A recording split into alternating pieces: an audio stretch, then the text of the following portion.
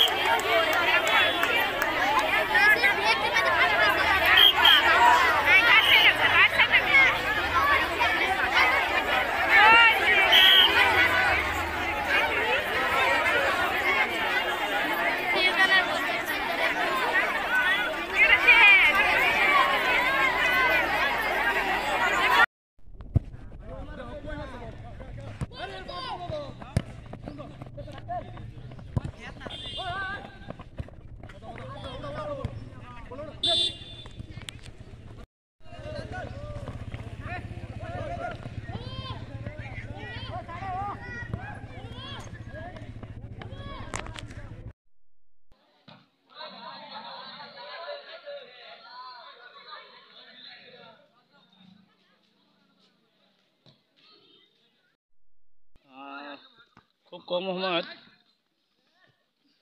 দ্বিতীয় বৰ্ষৰ খেল মহাৰণ আজিৰ পৰা 18-11-2024 জুৰিয়া ব্লকৰ আণ্ডাৰত বগৰীগুৰি পঞ্চায়তৰ 3টা খেল আজি অনুষ্ঠিত হৈছে। Athletics, kabaddi, football. বাকী চেছ আৰু সাইক্লিং অহা 5, 12, 28 তাৰিখে এইটো ব্লক লেভেলৰ পঞ্চায়ত 4-5টা মিলাই অনুষ্ঠিত হ'ব। সাইক্লিংটো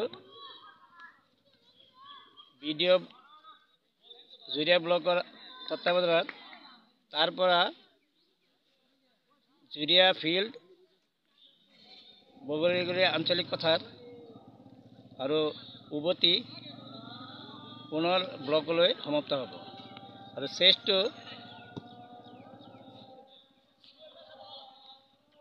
একেই 5 তাৰিখে বগৰীগুৰি কনফাৰেন্স হল জুৰিয়া কমিউনিটি হলত অনুষ্ঠিত হ'ব। আৰু চেছৰ কাৰণে যিহেতু আমাৰ টেকনিক্যাল পাৰ্চন নাই, সেইকাৰণে চেছ সন্থাক গোটেইখিনি দায়িত্ব দিয়া হৈছে। মই ভাবোঁ এইটো ভাল পদক্ষেপ, কিয় চেছ বহুতে নিয়ম নাজানে আৰু চেছ খেলৰ কাৰণে এজ গ্ৰুপ আছে, বয়ৰ হেৰি আছে।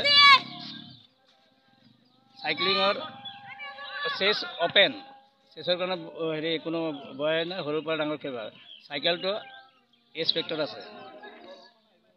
আজি খেলত বিভিন্ন স্কুলৰ পৰা ইয়াত প্ৰতিযোগিতা অংশগ্ৰহণ কৰিছে। ইতিমধ্যে এথলেটিক্স নতুনকৈ আৰু এটা ইভেণ্ট জইন হৈছে, লং জাম্প।